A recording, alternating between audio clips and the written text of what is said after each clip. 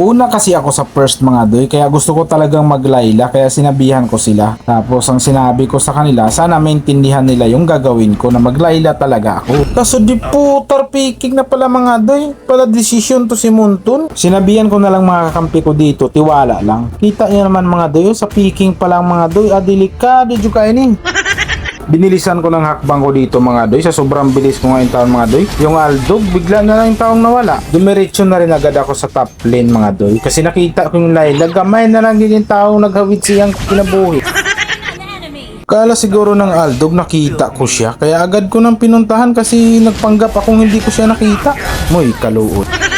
Umakyat na ako sa top lane mga doy, kasi yung tore namin delikado na mga doy. Wala na gid in town siya naghawid mga doy. Kaya tamang tago muna ako sa tanglad na to, tapos nakita ko sila, nag-ultimate din yung udit. Wala gid town sila nahimo mga doy. Nag-flicker pa nga yung akay, pinasok ko mga doy. Tumba gid siya. Uy, tabang ko din taon mo doy, naglanta or mamuntaon mo diha. Uy, bakit naman in town kayo ganyan? Wala in town talaga silang kalam-alam na yung mapa kukunin na in town sila mga doy. Kaya naluoy dyan in town. Kukunin ko pa nga sana yung Cyclops, pero binigay ko na sa kakampi ko yun. Pakahusay naman ang ginawa ng Guinevere dito mga doy. Kalain mo yun? Yung akala nila makaligtas pa sila. Sa panaginip siguro nila pwede pang mangyari yun.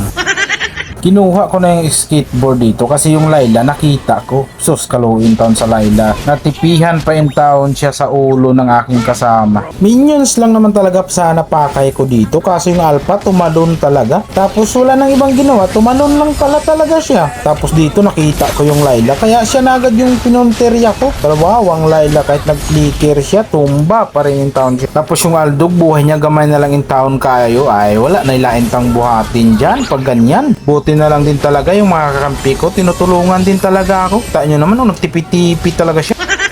Tapos sabi ng Guinevere dito, post na lang daw yung ambag niya. Kaya sabi ko, okay. Papasukin ko sana sila, kaya lang nakita ko ng Aldog, nangarap din pala talaga siya. Kaya pinuntahan ko doon. Buti na lang andon yung Guinevere, nadali talaga siya. Tapos yun ang sinabi ng Odisa dito, kahit hindi naman siya nakakill doon mga doy, gumawa ng pangarap daw. Okay lang yan, hayaan mo, kahit imposible siyang nangarap, at least nangarap. Yung iba nga dyan, kahit hindi nangarap, pero natupad yung kanilang mga pangarap. Tulad ko, hindi ako nangarap na madali ako dito, pero nadali in taon ako.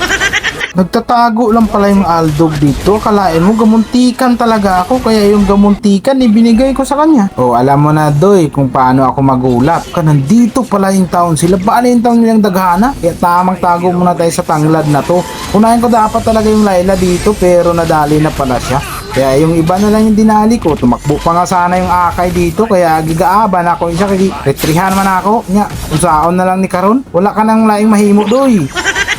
Yun ang tunay na pangarap, yung ginawa ng Guinevere namin dito. Napakahusay mo in tawon doy. Maraming salamat sa iyong oras at tinapos niyo pa. Wala pa ka nakapag-subscribe, ay naghulat in tao na sabihan pa kita.